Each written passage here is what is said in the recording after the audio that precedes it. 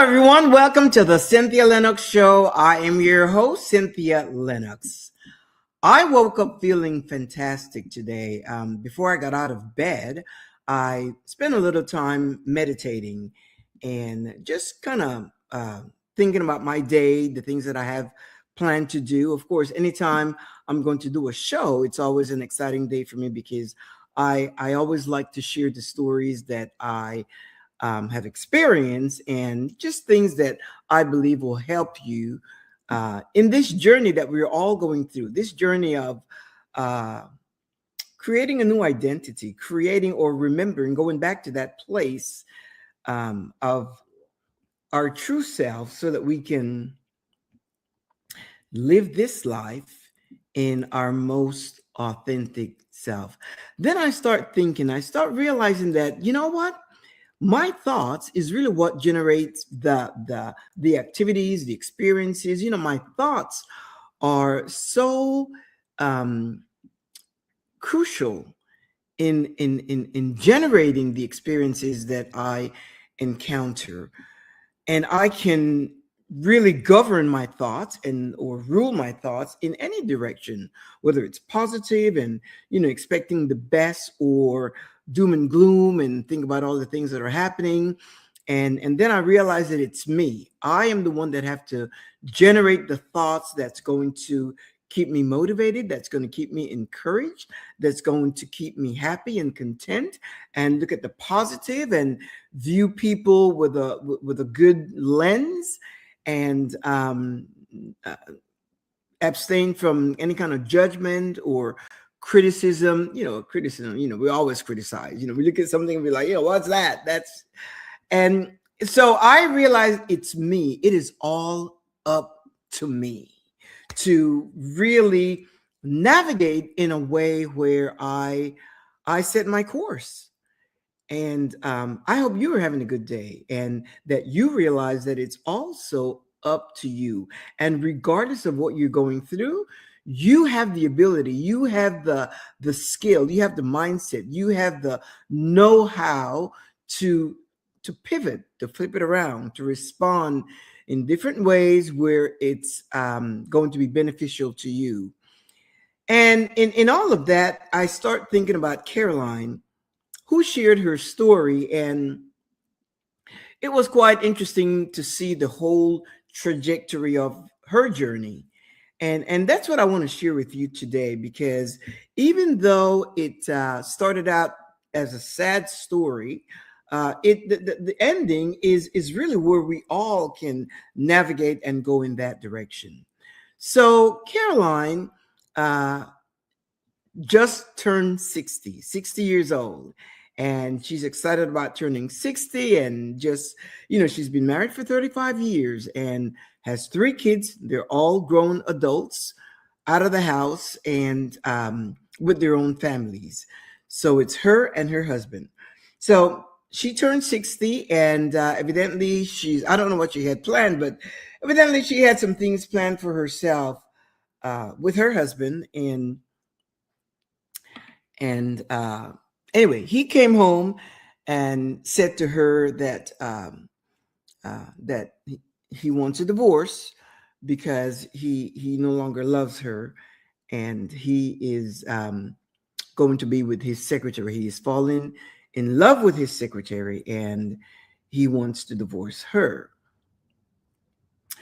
Obviously, when you hear something like that, which catches you off guard, I don't know whether or not she saw it coming, because generally there are signs in your relationship. That's why you have to be so intentional and you have to keep it going, because any little change you will notice. You will notice changes, attitudes, behaviors, patterns, because we all have patterns in our lives. In everything, we have patterns in how we conduct certain situations in our lives, and even relationships. We have patterns that we engage in time after time after time, even patterns in how you communicate with each other. My husband, before he leaves the house every day, he kisses me and he says, I love you, sweetheart, and he's gone.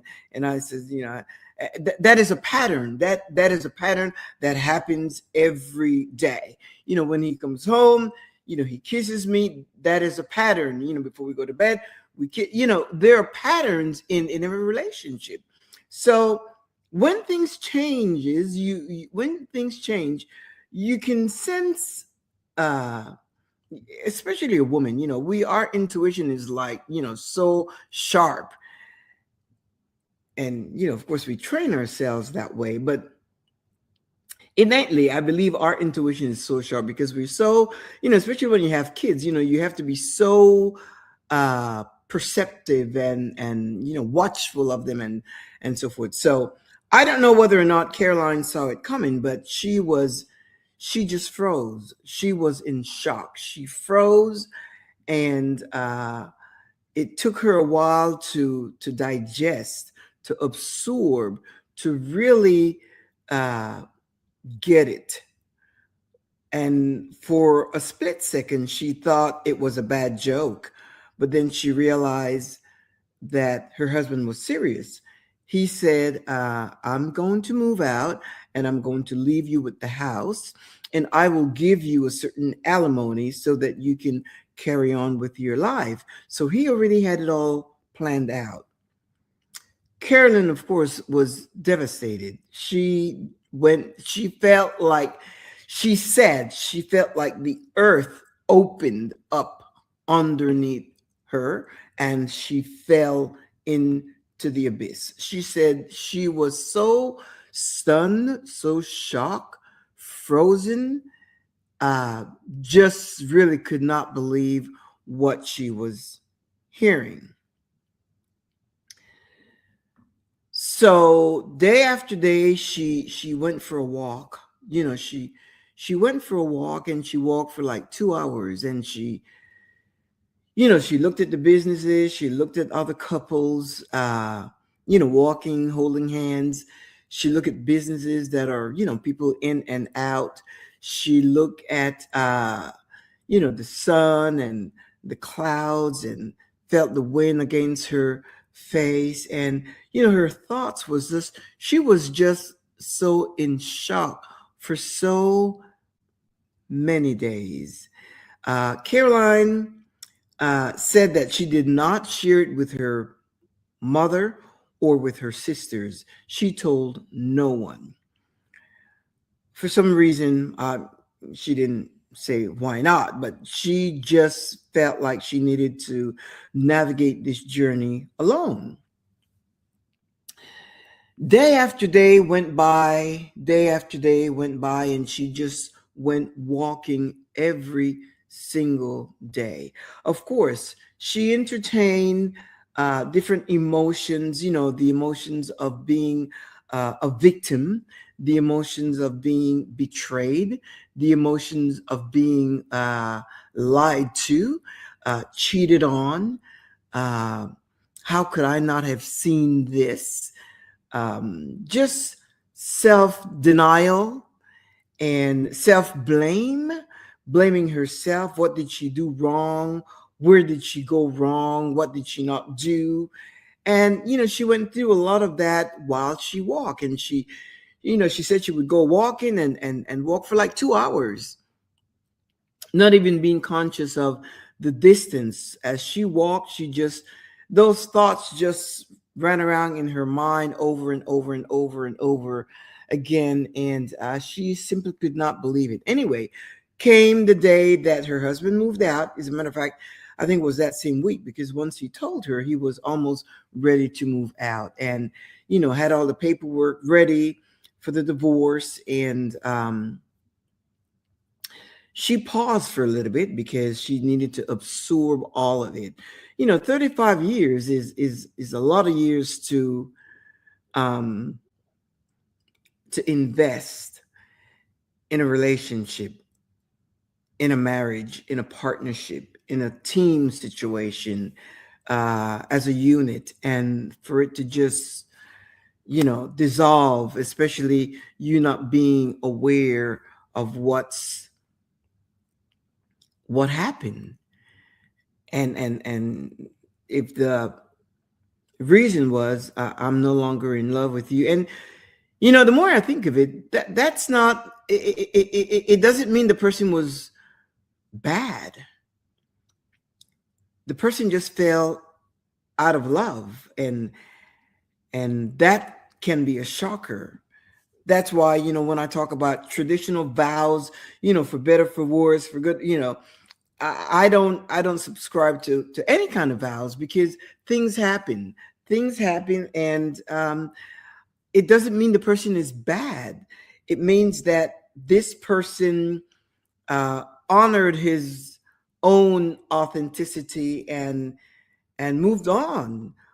Whether it's, again, it can be good or bad, right or wrong. The person, her husband, was just being himself, and unfortunately, it caught her off guard, because Carolyn, or Caroline, I think it is Caroline. Caroline lived in a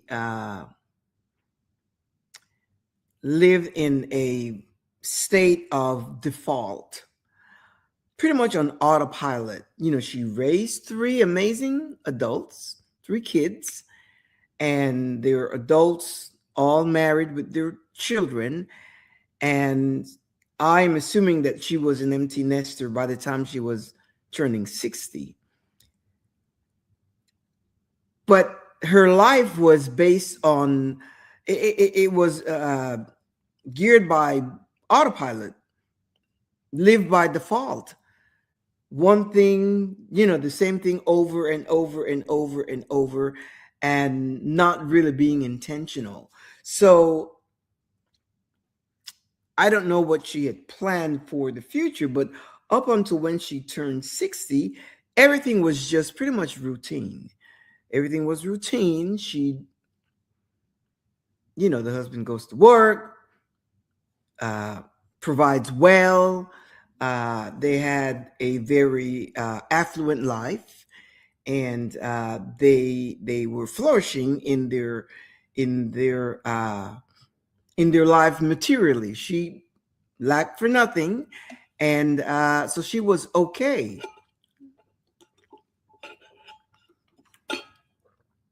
She was okay. There was nothing for her to be suspicious about. But then again, when you live a life of routine and by default and on autopilot, it lacks intentionality. You have to be aware. You have to be intentional in your relationship with your partner.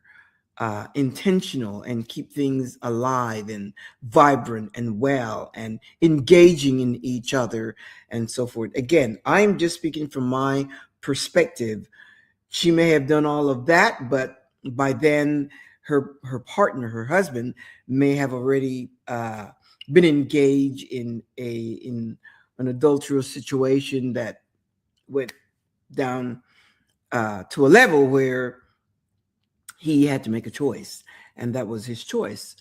But anyway, so she kept thinking, and the self-blame and the guilt, the shame, the self-judgment, she's judging herself and blaming herself and all that. That went on for a while. That went on for a long time. Perhaps a couple of months and so forth. And by then, I don't know if she had already shared it with her family, but she chose to be alone in this. She chose to navigate this journey by herself. So came a point where she had to make a decision.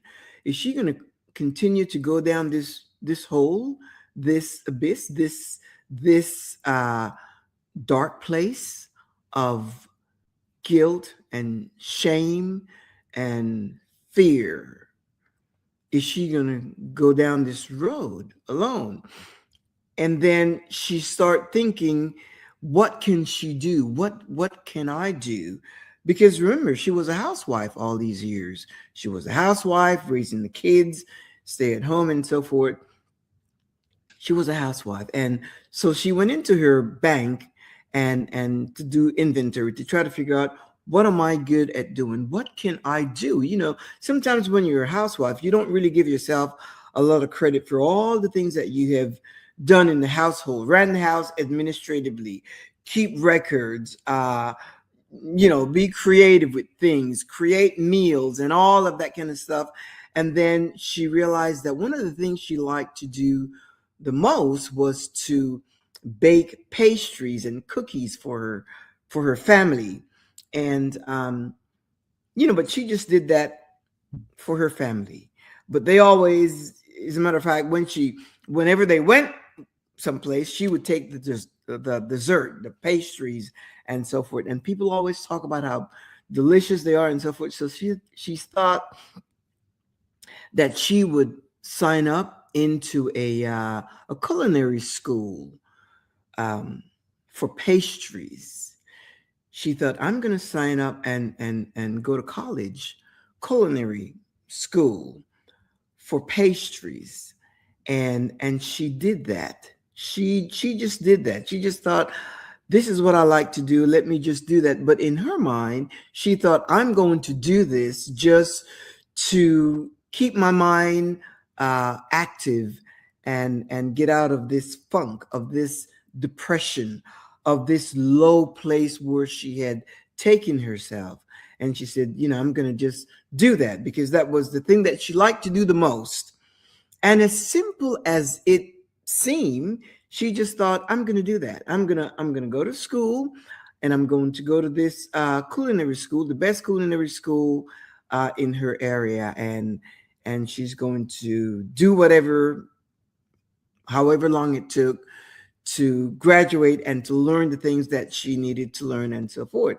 Well, she graduated with I guess high honors. I mean, I don't know how all that works, but she graduated with a lot of recognition that she had the skills and she had the ability to create and to make beautiful pastries and delicious pastries and a variety of stuff, not only cookies, but just a lot of French pastries and Italian pastries and all of that. So in doing that, and of course in the university, in the college that she went, not only did they teach you about the skills to bake and so forth, but they also taught the monetary aspect of it, how to monetize this skill.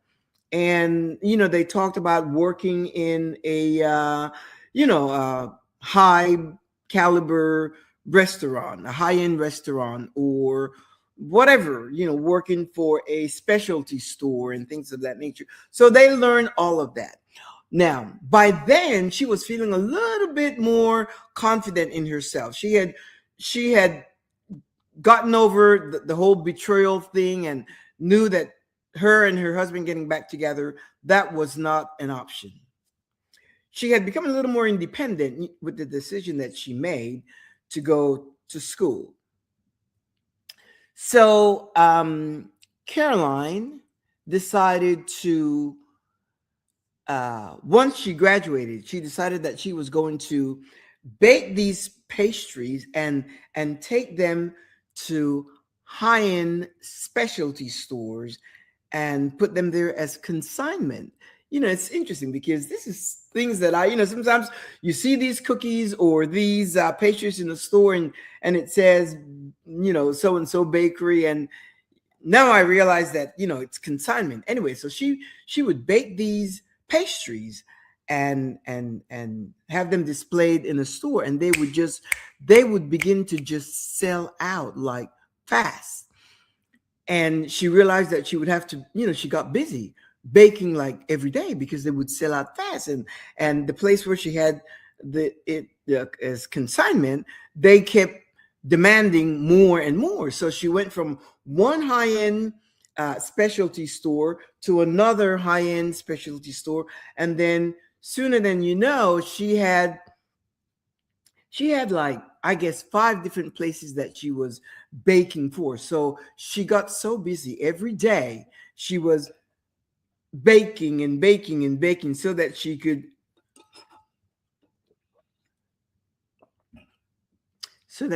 provide these pastries for these specialty stores where she had them as consignment. Then she thought, you know what? Instead of doing that, I need to open a bakery. So she got all this stuff arranged, and Caroline opened a bakery. Imagine that. She opened a bakery of her own. She said, you know what? I am not going to do this anymore. I'm going to open a bakery. Well, I'm not going to do the consignment anymore. I'm going to open a bakery. And then, of course, the places where she had as consignment, they became clients of hers. So not only did she bake for her own showcase, but she also baked enough where she could distribute her pastries to these places where she had them as consignment. So not only was she getting income from these 5 different high-end stores, specialty gourmet stores, but she also had a storefront of pastry and so forth. Her business started to grow. Remember, Caroline, she was a housewife raising 3 kids, married 35 years. It just really excites me, her story. Sad in the beginning, but to see what she said she had to change her whole identity because her identity was in her husband and the way he provided. She was able to do whatever she wanted. They went on vacation. Sometimes he couldn't make it. She had brand new cars every day. She had a big, beautiful house. She had all of that. So her identity was in her husband. She didn't know who she was. So with this going back to college, that was a decision that she made on her own. She decided that on her own. And the thing is this, she said, I did not share this with anyone. That was a decision that I made on my own. And she said the reason she didn't share it with anyone is because she didn't want to hear any, but if maybe you're too old, or can you really do that? Do you really want to do that? Or you're going to spend 2 years or whatever. I don't know how long it took her, in learning that, and like who's going to buy your cookies. She didn't want to hear any of that. How much is it going to cost you? Is there any? She didn't want to hear any of that. So she kept it to herself until, of course, she registered into the college, and then her schedule got busy. She wasn't available to go out to lunch with her sisters or friends or her mother. She wasn't available because she had things to do. And so anyway, so she had her her her her bakery. Remember, in order to get a business set up, you have to find a building or a spot, and then you have to get an accountant, you have to get an attorney, you have to get a real estate person, you have to get all of those business people to help you put it together. You have to get a bank loan unless you have the money. You still have to get the bank involved, and all of that. Set up your register, do the personnel and all of that. And while she was in school, she said that she met some people that were doing the same thing as she was, just kind of there, not necessarily career bound, but just people that wanted to sharpen their skills in that particular area of baking. So she got the business set up and she opened her storefront. And I mean, she could not produce her pastries fast enough because they would just fly off the shelf. They would just go. Not only did she have, remember, she had 5 consignment customers, high-end gourmet shops that she provided these pastries to, and then she had her own storefront. It became so busy that she decided that, well, she opened another shop. She opened 2 more bakeries. So she had the 5 consignment stores, and then she had 2 bakeries. Well, hers, 2 additional bakeries uh, to the one that she opened. So that's 3 bakery shops. Business got so busy that she decided to open a factory, a bake factory. She had to. She had to put all of that together. And, in all of that, Caroline became an entrepreneur. She became an entrepreneur. Uh, she said that experience pushed her into that. It wasn't even something that she thought or she planned or she thought, once the kids are out of the house, I'm going to do this. This was not on Caroline's radar at all. This was simply not on her radar. But she knew she had to do something. She could have stayed home because her husband provided enough alimony that she didn't really need to go out and work. The only reason she decided to go back to school was because she knew, after she decided that she's not going to stay in the state of depression that she wasn't going to stay in that funk, that she wasn't going to stay in that dark place, that she wasn't going to stay as a victim, that she wasn't going to embody the emotions of betrayal or hate or anger, because she went through a period of all of that. But then she realized that she couldn't live that way. She realized that she could not, in order for her to and words like thrive and flourish, those were not part of her vocabulary. She said that wasn't part of what she wasn't going for. That she wasn't going to. She was just trying to survive. She was still in survival mode. And when she went to college, those were all coping mechanism. Her survival turned into coping mechanism because of the trauma she suffered. And when she would walk, because she continued to walk, and when she walked and she see couples walking holding hands, those were triggers. Those were triggers to her. And it all, always took her back a couple steps. She said those were triggers. When she would see a couple kiss, or in the store shopping together and looking at things together, those were all triggers. Imagine that. And then she said she had to do something. She had to do something. She said she did not want to be here on this earth anymore. She did not see any reason why she would be on earth, why she would be here. She could not even think of any reason why she should continue to live. And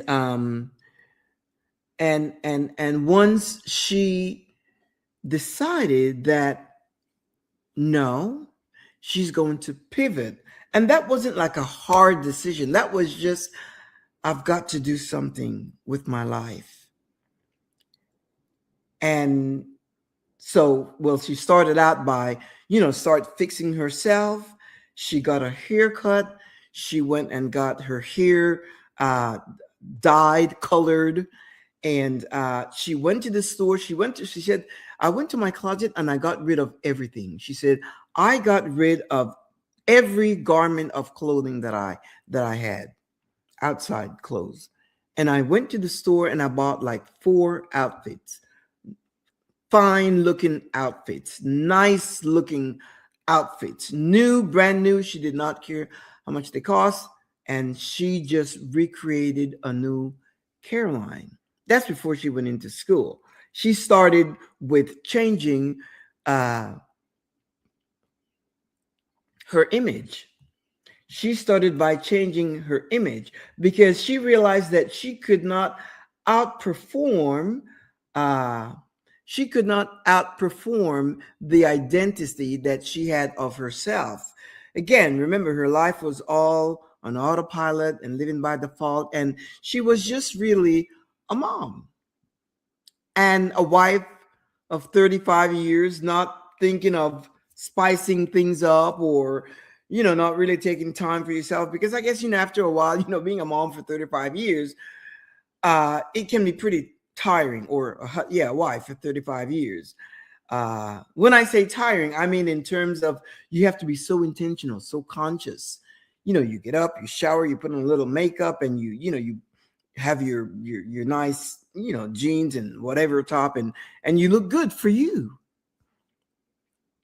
You look good for you, and of course, by association, if your husband is home, he leaves the house thinking of how you looked. Anyway, so she made those changes first, and then after she started feeling good about herself is when the thing is this, and what I heard from her when she was sharing, she said, when I start taking care of me, when I start taking care of me, the way I look, the image that I had of myself, when I start taking care of that, things became clearer. I got clarity about my life. I got clarity. I felt good about myself. I felt, she said, I felt confident, a little more confident. And so she just kind of made some bold moves. According to her, she did some bold things that she would have never thought of.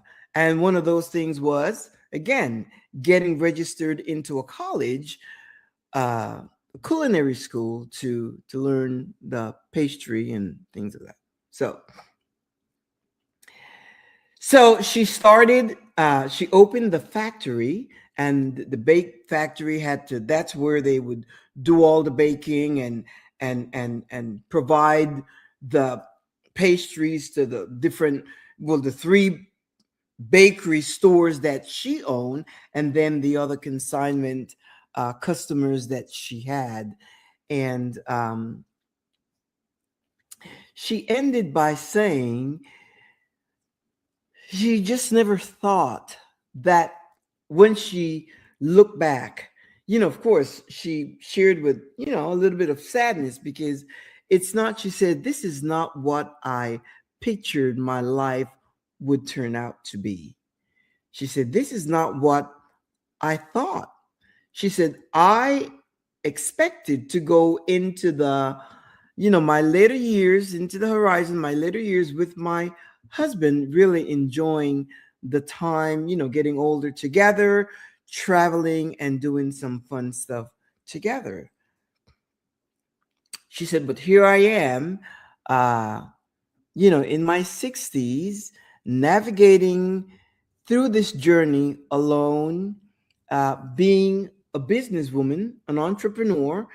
And I get the impression that her skill is so sharp that she for her business to have grown so fast. Because the thing of it that I admire also is that she started as consignment. She didn't just go out and just open this big old bakery. And no, she said she started as consignment, and as her pastries started to sell and sell and sell, and the demand became larger and larger and larger, bigger and bigger, she thought, wow, this is great. And that, of course, was her uh clue to expand. And then she's like, wait a minute, if I'm doing this for them, I can do this for me and them. The high-end gourmet stores.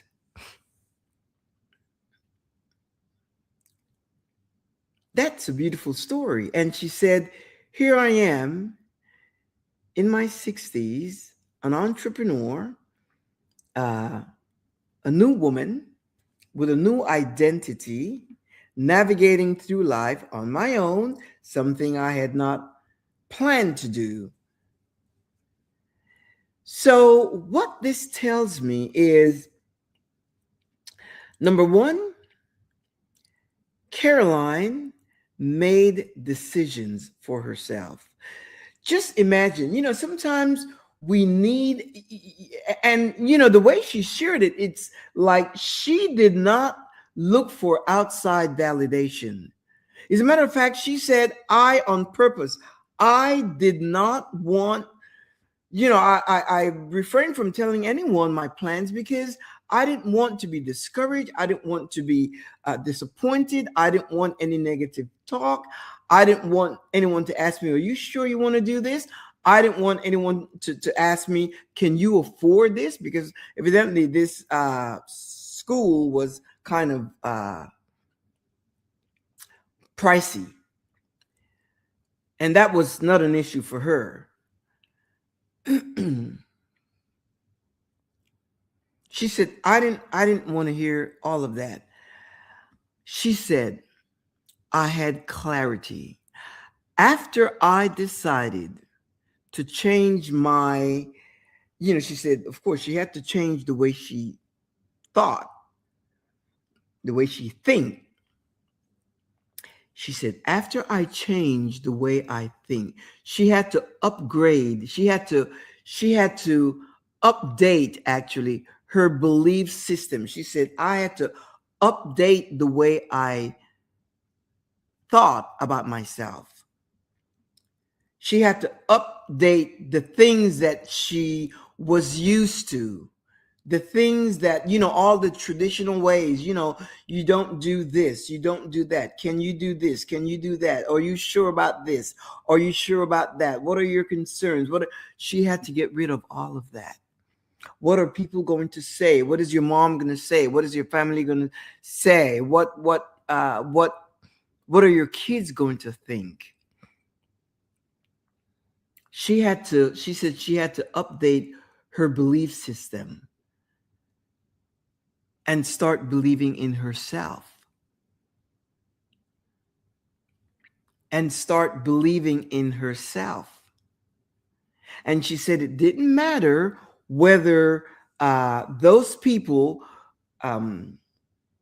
were proud of her. She said she became proud of her accomplishment. She became proud that she was able to take herself out of that situation. It's interesting that she said that, because whenever you have a situation, when you know someone and when you let's say your kids, when they have an accomplishment, always, instead of saying, you can also say, I am so proud of you, Bob, or I'm so proud of you, Sarah, whatever. Always share with them, you should be proud of yourself.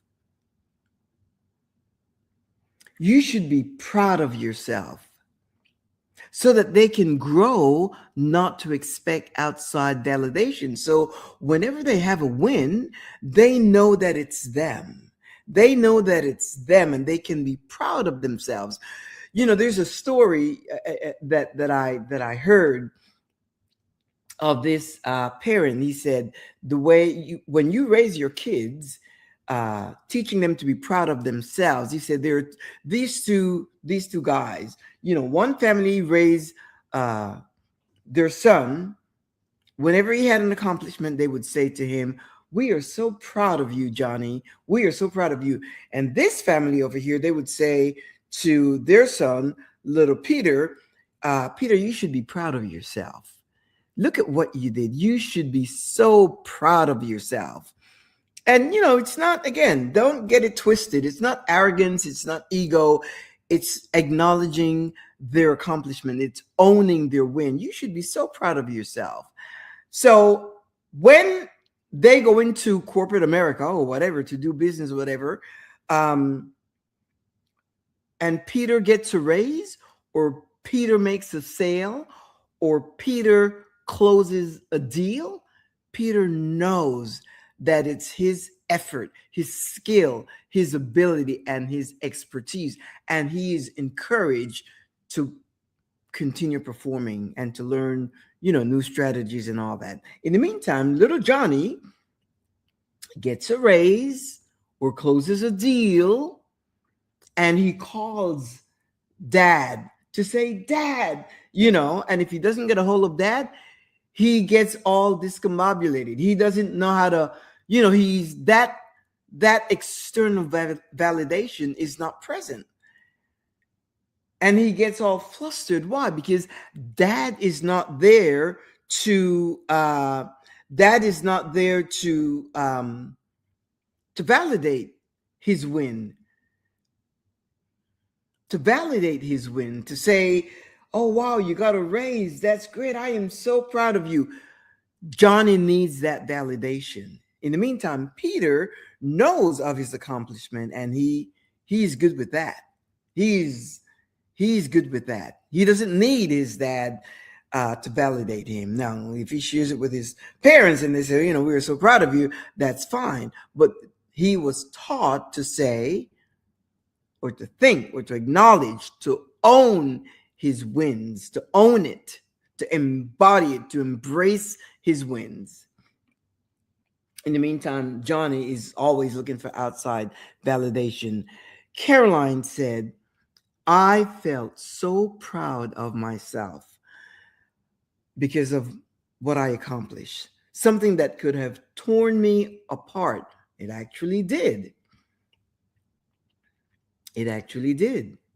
Emotionally, mentally, psychologically, and even physically, because she said, I literally took myself to a dark place. Number one, the shock that I went through, the betrayal, and just really blaming myself for not knowing, for not seeing the signs, for being so absent-minded. And but once she decided to pivot, that decision, remember, I've always shared that it only takes a decision. It takes you making a decision in your life. What is it that you want to do? Where is it that you want to go? Who is it that you need to become? And what is it that you need to do to become who you really are, your true authentic self, so that you can live your life unapologetically and enjoy the rest of your days? One decision it takes. And some of you continue to vacillate, to just, go through life, and without a purpose, without a plan, without, not even, because I always say, the purpose of life is pleasure, and not even really doing that. And again, you decide what gives you pleasure, what brings you joy. But one thing you cannot do, and that is to lie to yourself. You don't want to lie to yourself. You don't want to lie.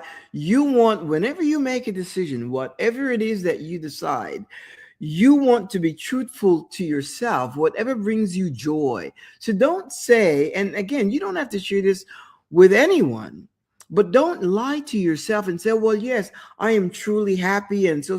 No, no, no, no, no. Whatever it is that you want to do, because it is possible.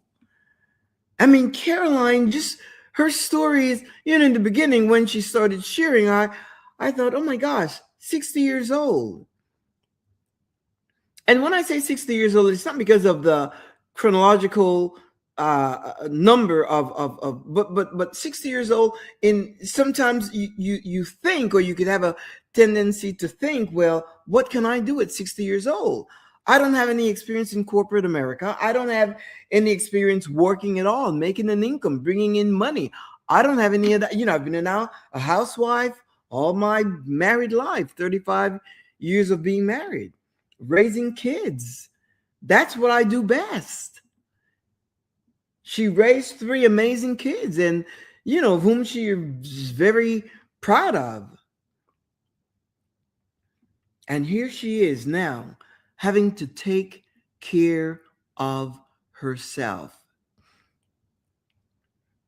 mentally, emotionally. She said her entire nervous system was out of whack, dysregulated.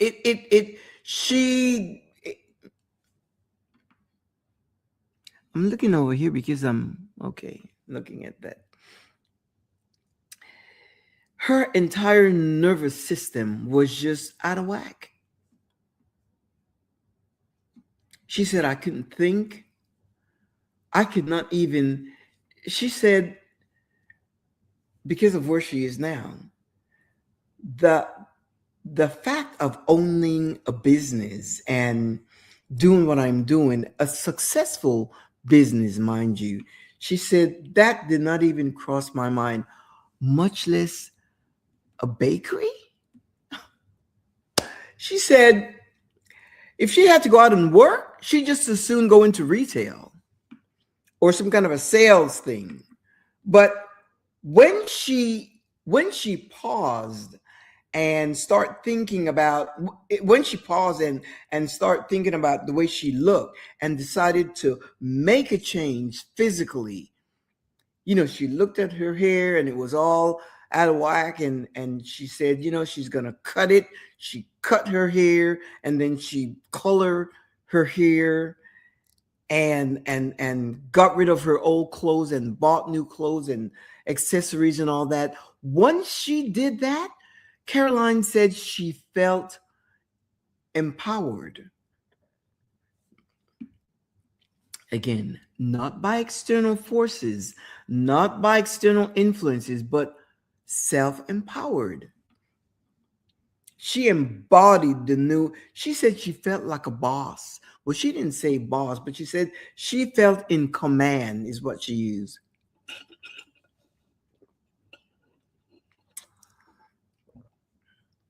Caroline felt in command. And once she did that, in her mind, as a matter of fact, she said, what can I do now? As a matter of fact, she said she was thinking, where can I go and apply for a job? Where can I go to work? And then her mind kept telling her, but I'm 60, but I'm 60, but I'm 60. I'm 60 years old. I'm 60 years old. And she said she had to shut it down, those thoughts. And then she started thinking, what do I do best? What do I, in all my years of raising kids, what has been the highlight of all of that besides raising three amazing kids? And then she thought, you know what? Everybody always brag about my pastries. That to me is so, because I would say pastries. That's quite interesting. Pastries. I'm going to make it a little warmer in here. I would say pastries. Oh my goodness. But yeah, pastries. And then instead of trying to wing it, you know what she did? She went to school. She thought, I am going to learn all the ins and outs of this whole industry, this business. And she wasn't even thinking in terms of opening a bakery. She just thought in terms of learning to do it professionally. And as time went on, she got more clarity. Clarity came to her. Clarity came to her mind. Clarity.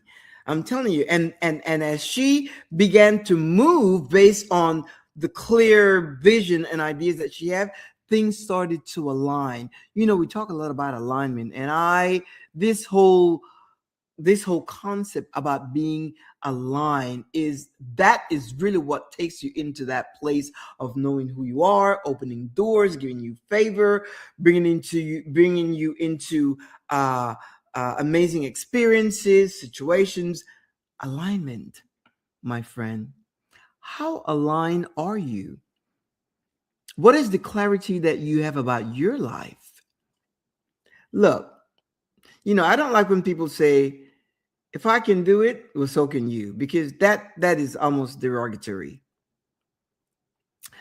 But that is what Caroline did. That is what Caroline did. And the thing to know is that we all have the ability to expand. In most cases, we have to update our belief system, what are your thoughts about you? What do you believe about yourself? What are your thoughts about your family? What are your thoughts about the people that you spend time with? Are they adding to your life, or which causes you to thrive, or are they subtracting from your life with drama, with chaos, with distractions, with jealousy and envy and hypocrisy and gossip and all of that? What are they, or are you spending time with people that are thriving, that are abounding, that are growing, that are enjoying life, that are doing what they want to do? People that are encouraged, people that have a different outlook, that people that have a different outlook on life. In most cases, we have to update our thinking, our belief system. What is it? The things that you believed yesterday, once you do research and you realize, now, wait a minute, that no longer applies to me today for my life. Then you update your thinking. You update the records. It's like your checking account. Once you make a withdrawal, you have to update. You have to update your balance. Are you updating your belief system? Are you updating your thoughts? Are you updating your feelings so that you can exercise emotional intelligence, social intelligence, so that you can understand that you create a culture for yourself?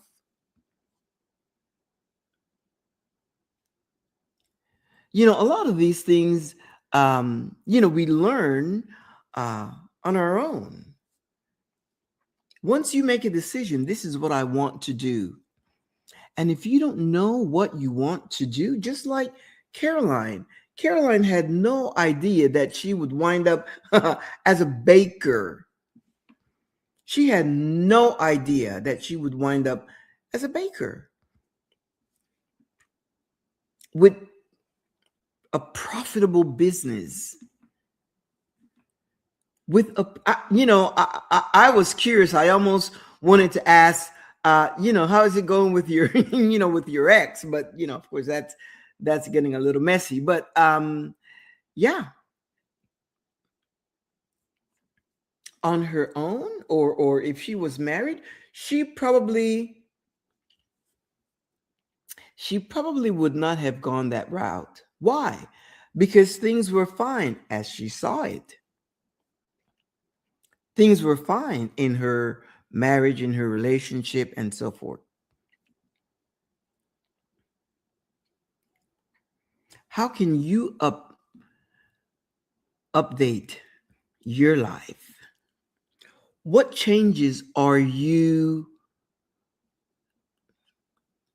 procrastinating and hesitating and holding back before you make a change? What is the status where you are right now? What is your status? What are the things that you are motivated to do right now? What are the things that you want to do?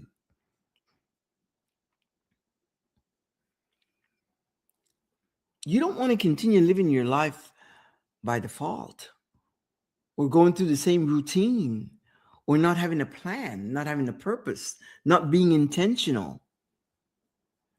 I encourage you, you are Caroline's story. You are Caroline's emotions, her thoughts, her feelings. You are Caroline's journey of your own, of course. Regardless, Her story is different. It is different from what your story is. That's why I say we all have a story. Your story is a little different. Your story is different, but it's your story and it's a valid story.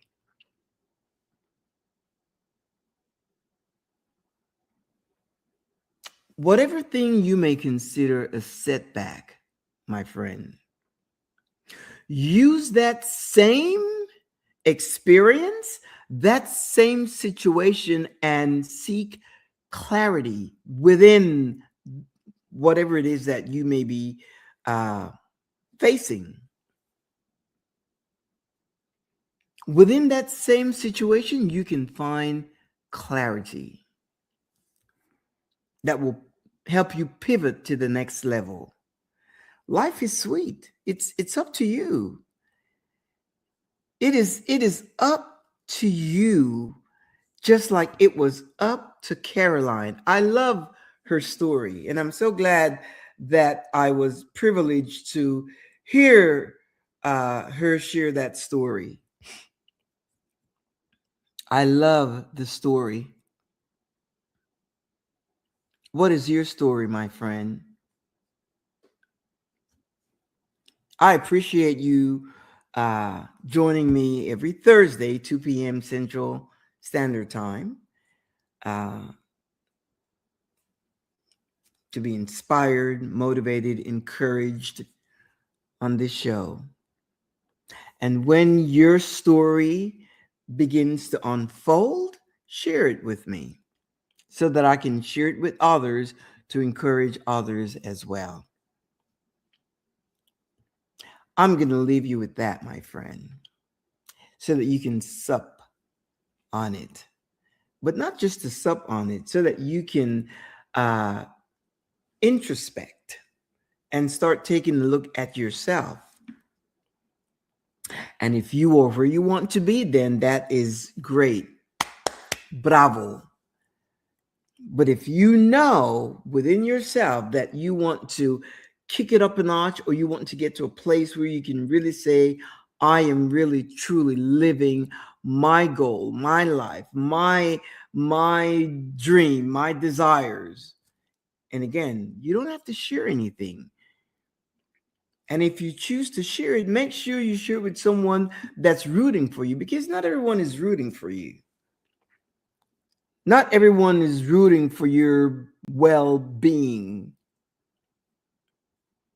in terms of life and having fun and being accomplished and all of that.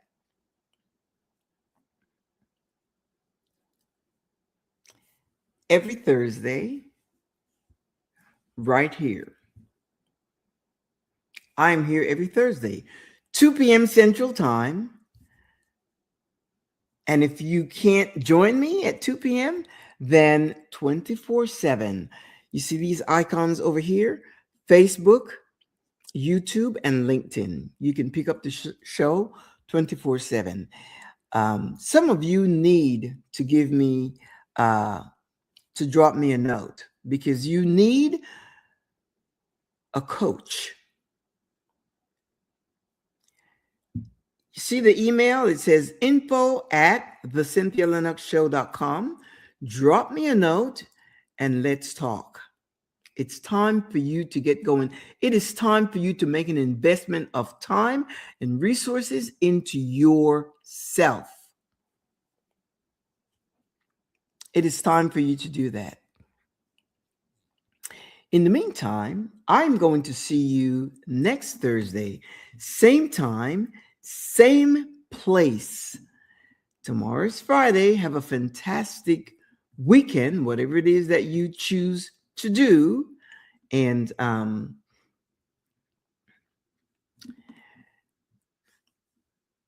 we'll meet again.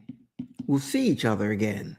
I will see you. You will see me. We'll connect again next Thursday, 2 p.m. Central Time, right here. Facebook, LinkedIn, and YouTube. Ciao, amigos.